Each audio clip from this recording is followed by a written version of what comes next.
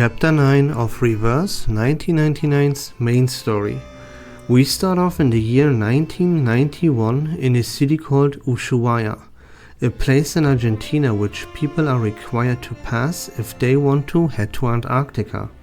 We are in a coffee shop where a lady named Recoleta is talking to her two friends Maria and Pancho. From this conversation we learn that the three traveled together for 2 months to experience the journey of surrealist artists. Their journey has come to an end at Ushuaia, at least for Maria and Pancho. They were running out of money and getting through the harsh winter in Ushuaia seemed too much to handle, so they want to return to their hometown. For Recoleta, that was not an option, because this could be her last chance to find the truth that she had wished for. Recoleta thought she could safely pass the winter in Comala, a prison used to mentally and socially imprison arcanists. She considered attacking an officer to get herself arrested. What Recoleta didn't know is that officers were already looking for her and her two friends for trespassing borders. Officers stormed into the cafe to arrest the three, but they managed to escape after a long chase. After Recoleta escaped the officers, she bumped into Vertin and Sonetto. Recoleta confuses Vertin for an old friend she met a long time ago, Dr. Doris. This confusion was quickly cleared up. Since Vertin and Sonetto are in Ushuaia to find Dr. Doris and Recoleta seems to know her as well, the three group up. They decide that the best chance to find Dr. Doris is in the Comala prison, as she could have been called in as a doctor, so the three head to the prison. They sneaked into the prison after defeating a warden. While they walked down a hallway, Recoleta explains to Vertin and Sonetto that she doesn't just want to find Dr. Doris, but also a friend that she exchanged letters with for half a year. That friend's name is Aleph. The group now entered the main prison building. Here, hundreds of cells are stacked up on top of each other like a maze. After talking to the prisoners, our group finds out that Dr. Doris has indeed been in the prison. Most, if not all, the prisoners seem to be artists. Our group is then invited to an art exhibition which doesn't fit the gloomy atmosphere of the prison. At this art exhibition, chaos broke out. People were shot and our group had to flee. They managed to flee the chaos, but were later arrested and put into a cell. Investigations as to what happened started, but no corpses, no blood, or any trace was found. Recoleta felt uneasy as the events that just happened were part of a novel she wrote, and it seemed to her that this novel would now come to life. Then two prisoners rush beside the cell to give our group a file that Dr. Doris left behind earlier. The content of the file reveals the horrifying truth that the Menace family is the mastermind behind the Comala prison. Prisoners here undergo cruel training and experiments to be turned into soulless puppets. One of those experiments includes rolling a dice to learn to obey the randomness of numbers and destiny.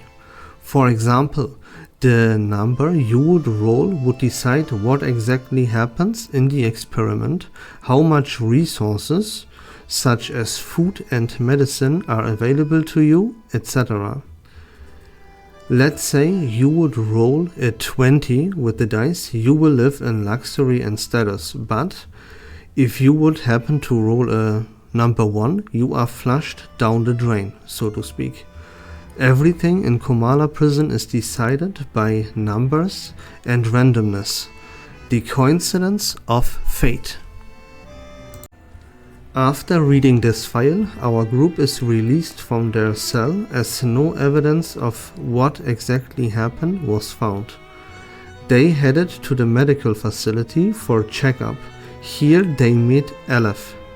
After a conversation with Aleph, he is furious about the nonsense from strangers, takes out a die, causing the place to start distorting, saying, "You people from another era, bringing with you a distorted ideology, trying to destroy the balance of this place. But do you notice that every brick under your feet, every crack, every water stain on the wall is constantly changing before your eyes?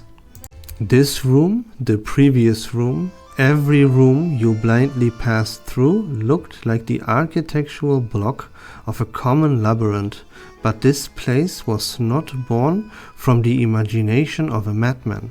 No, everything is meticulously constructed of order and power. Every spiderweb that flutters in the wind, everything here is created by me. By this mutual die, it allows the concept that structures reality to be transformed into matter. The die created this prison, and now they are destroying it." After this speech of Aleph, the surrounding space returned to normal. Aleph accepted defeat. Verton, Sonetto, Recoleta, and Aleph leave the prison. With Aleph no longer in control of the prison, the Menace Vindictae deems it useless and destroys it by blowing it up, with prisoners and wardens still in it. Menace Vindictae sets sail to go to Antarctica. Verton, Sonetto, and Aleph follow the menace, while Recoleta heads to the prison after she heard the explosion to see if she can help the prisoners and the wardens.